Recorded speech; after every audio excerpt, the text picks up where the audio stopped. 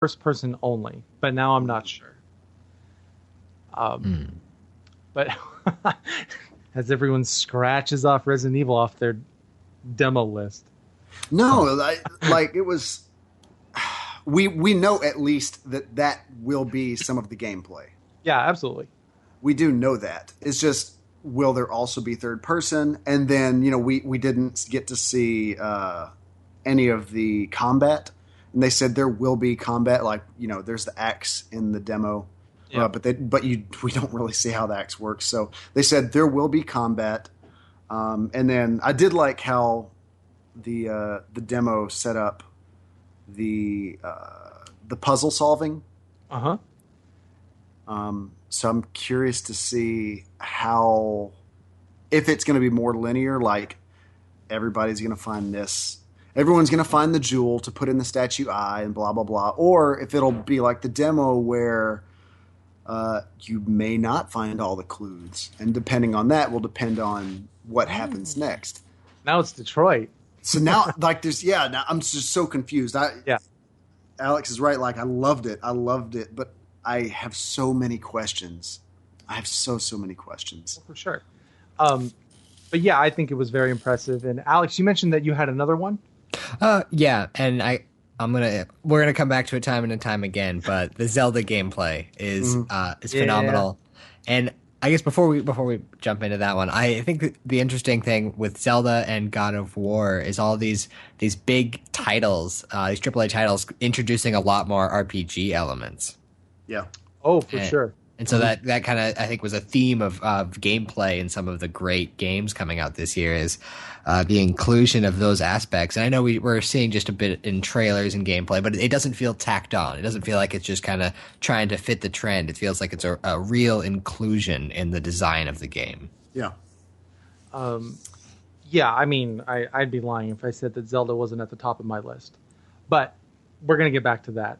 Just like God of War, we've gushed about God of War. And clearly, there's a reason for that. And for me, it's not just amazing gameplay from God of War and Zelda, but it's reinvention.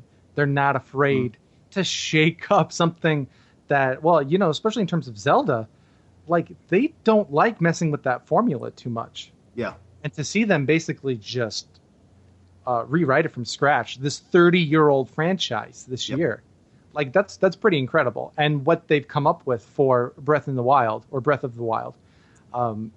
I think looks pretty exciting. And it gives just so much variety in what you can do, how you approach challenges and enemies and puzzles. And, if video games are about the gameplay, gameplay and story, I guess, are kind of like the two pillars for gaming, then I think, this new Zelda has the former in spades. The story we don't know yet, but aside from those two, just a real quick caveat. It would have been very easy to put Zelda on a lot of these lists as the winner. So I did not do that. So I don't. I'll get into what my favorite two gameplays were in a second, but I just to agree with Alex. It was just spectacular. And I think one of the most exciting things about Zelda is that so many games turn off a certain audience because of the gameplay. Right. Because of, I'm not good enough for shooters, or I'm not, smart enough for strategy games, or I don't have the patience for, turn-based, or, whatever it is. Yeah. But I love how... And I actually picked this up from watching the Treehouse Live, for the whole day. But there's so many different ways to play Zelda. You can, go in with your sword swinging, or I forgot the Japanese lady that was there playing and talking about it. I forgot her name, but she was saying, I'm not really good at action games, but I can. Chico, was that who that was? I believe so. That sounds right. Okay. But she was like, you can, if you're not good at action games and you're not good in those situations, you can just be smart about it.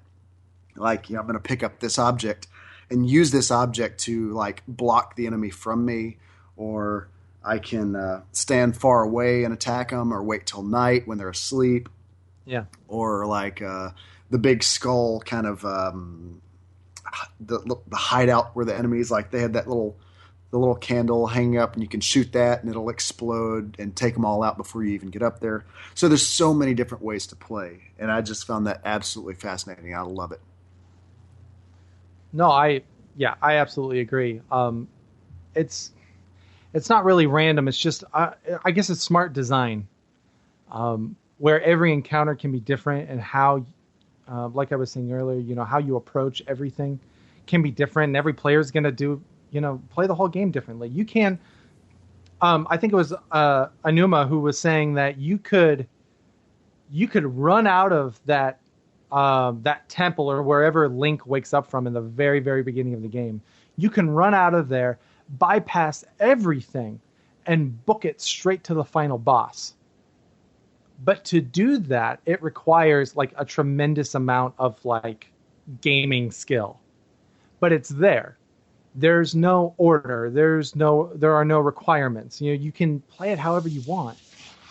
And the fact that they had hundreds of journalists and convention goers, thousands, play that game, all play it differently. They can stream the game for 5 hours on one day and then a handful of showings throughout the next day. And still say, yeah, everything you saw is 1% of the game. It's like, that's unbelievable. Yeah, it's very impressive, and I'm, kind of in awe of the changes made. They listen to the criticisms that fans, that not just journalists, but fans, actual players, had of Skyward Sword, and they took it to heart. And they created something that honestly looks like it could be special. Like we don't throw around the word special when it comes to games too often, because in many ways it's kind of like movies or TV shows where only once in a while do you get something that isn't more or less derivative. I mean, not to totally slam 99% of games out there, but I don't know, and maybe it's just my Zelda bias. And Jason, Jason, yes, that's just the Wii U footage.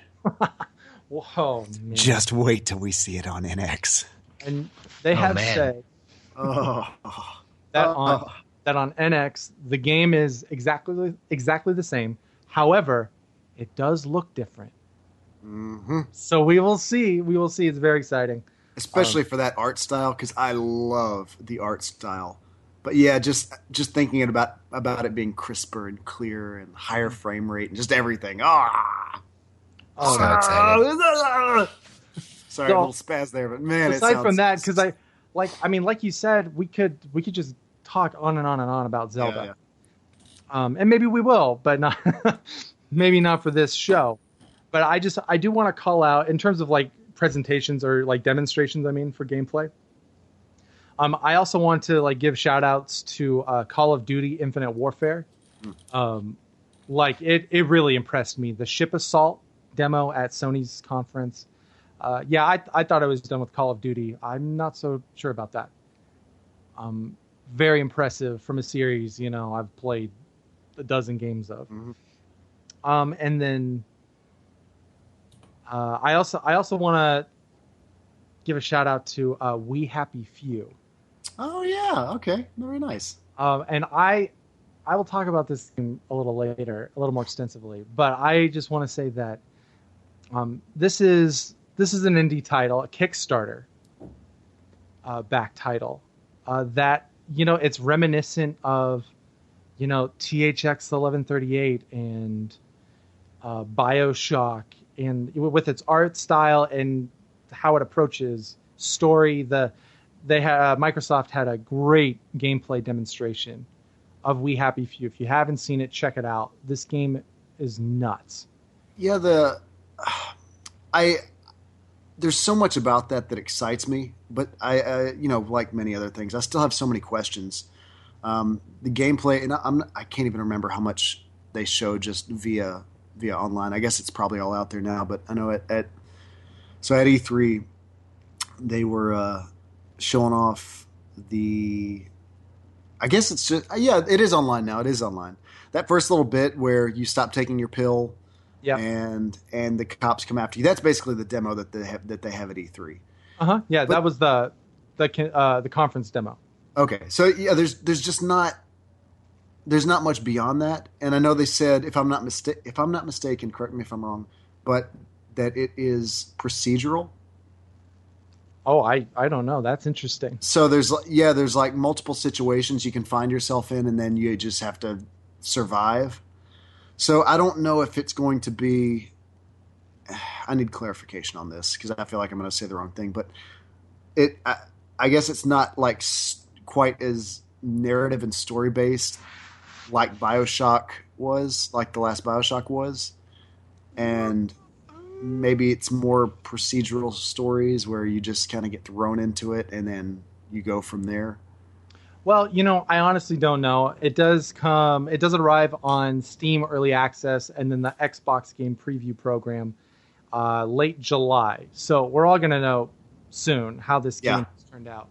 I hope it does well because it looks really cool. I love that in terms style. of an impressive game demonstration, and then there are some trailers that came out and whatnot. Like that really, really impressed me. Yeah, and that type of story that is up my alley. I don't know, who knows about the state of all these games that we talk about. We're not going to know for a while. But in terms of something to come on my radar. I don't know. It's one of the few I keep coming back to because it impressed me so much in its approach to storytelling, in its art style, in the type of story and the themes it wants to tackle. Now, if it turns out that was the only story in the game, well, yeah, then I'll come back and I'll retract this. But until then, for me personally, I thought it was a fantastic tease for a game that could be quite interesting. Yeah, I really hope there's a good, strong narrative in that because I love the idea. Yeah. There seems like so much they could do with it. So yeah, you're right. We'll see. But I am hopeful. I do hope there's a lot more to the story. Do you mind if I jump into my gameplay? Yeah, go for it. I was just going to ask. Well, I have 2 on my list. Ooh. And they actually both surprised me. Like, of all the things, like there were a lot of games that I just adored. But for gameplay specifically, 2 games kind of stood out to me the most. One of them that you've already mentioned was Detroit: Becoming Human. Mm-hmm. I loved Heavy Rain. I thought it was fantastic. But as much as choice had a part in the game and decision making and all that, there was a lot that there were some things that didn't matter as much as I wanted them to. Mm-hmm. And Detroit just seems like the total realization of that concept. Just what they showed and what they talked about, like the enormous amount or the sheer number of possibilities in these situations, depending on who you talk to, what you find, all that kind of stuff. Like you were saying, you said you were getting anxious just thinking about finding all the clues, and the game's, over a year out. So that seems really exciting to me because I love games that do have choice in there. And thinking about a fully realized game from David Cage, it looks fantastic. It looks just incredible. Yeah, it feels like the game that David Cage always wanted to make in a lot of ways. Right. And Beyond Two Souls was not it. But yeah, I'm very impressed with Detroit. Loved the trailer. In theory, I really like the idea of choices as kind of a game mechanic and a storytelling device. Usually in games, it tends to be, kind of pointless, a little contrived. It's just almost like, some developers like checking the box, like, oh yeah, give them options, but it's not really. I mean, like we can just look at Mass Effect, right? That's still a sore subject. But yeah, I hope it's great. You said you had another game on your list. Yeah, and again, I'm kind of surprised to have both of these on there with everything they showed. But I was really impressed with the